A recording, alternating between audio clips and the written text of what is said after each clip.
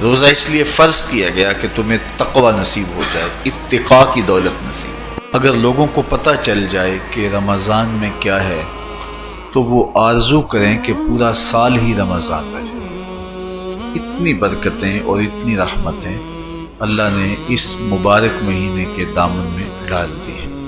یا ایھا الذین آمنوا کتب علیکم الصیام کما کتب علی الذین من قبلکم، کہ اے ایمان والو تمہارے اوپر روزے فرض کیے گئے ہیں جس طرح تم سے پہلوں پہ فرض کیے گئے تھے۔ کیوں فرض کیے گئے؟ وجہ کیا ہے؟ لعلکم تتقون، تاکہ تم متقی بن جاؤ، تم پرہیزگار بن جاؤ۔ تو روزے کی فرضیت کا نتیجہ تقوی کا حاصل ہونا ہے، اتقاء کی دولت کا نصیب ہونا ہے۔ تو اس آیت کریمہ میں 3 چیزیں بیان کی گئی۔ سب سے پہلی، اے ایمان والو تمہارے اوپر روزے فرض کیے گئے۔ پھر دوسری بات، جس طرح تمہارے سے پہلوں پہ فرض کیے گئے۔ اور تیسری بات، تاکہ تمہیں تقوی کا نور نصیب ہو، تمہیں اتقاء کی دولت نصیب ہو۔ تو ایک تو روزے کی فرضیت کا حکم دیا گیا، اور دوسرا یہ تسلی دی گئی کہ یہ بھوک اور پیاس کی شدت تمہیں ہی نہیں کاٹنا پڑے گی، تم سے قبل بھی لوگ یہ عبادت کرتے رہے ہیں، اور وہ اس مشکل عبادت سے تقوی کو حاصل کرتے رہے ہیں، اور تمہیں بھی ہم اس راستے سے تقوی نصیب کرنا چاہتے ہیں۔ علامہ حقی علیہ رحمہ نے لکھا ہے کہ ملک تحمور الثالث، یہ حضرت آدم علیہ السلام کی اولاد سے تیسرا بادشاہ گزرا ہے، اس کے زمانے میں قحط پڑ گیا تھا، تو اس نے اپنی قوم کو یہ حکم دیا کہ ایک وقت کا کھانا آپ کھا لیں اور ایک وقت کا کھانا بچائیں اور وہ قحط زدہ علاقوں میں بھیجیں۔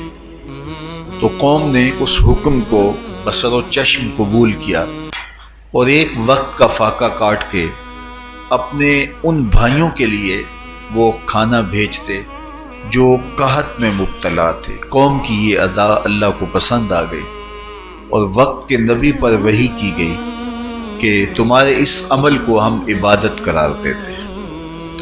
تو حضرت آدم علیہ السلام کے بعد متصل ہی یہ عبادت فرض کی گئی، اور پھر جتنی بھی ملتیں، قومیں اور امتیں آئیں ان میں روزے کی تحسین کی گئی اور روزے کی تلقین کی گئی۔ روزہ اس لیے فرض کیا گیا کہ تمہیں تقوی نصیب ہو جائے، اتقاء کی دولت نصیب۔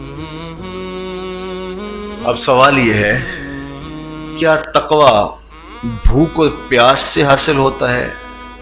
پیاس کاٹنے سے، بھوک کاٹنے سے کیا تقوی نصیب ہو جاتا ہے؟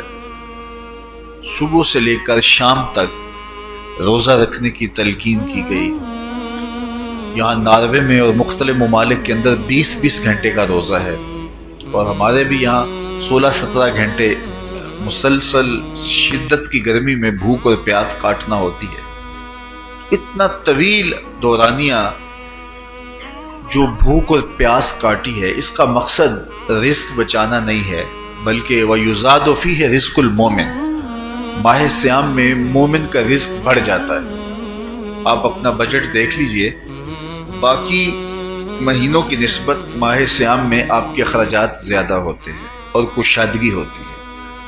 تو یہ کوئی خوراک بچاؤ مہم نہیں ہے، بلکہ رزق تو بڑھ جاتا ہے، لیکن اس کے باوجود 20 گھنٹے، 17 18 گھنٹے پیاس اور بھوک کاٹنا، اس کا کوئی مقصد ہے تو وہ مقصد قرآن نے بیان کیا کہ اس کے نتیجے میں تمہیں اتقاء کی دولت ملے گی، تمہیں تقوی کا نور نصیب۔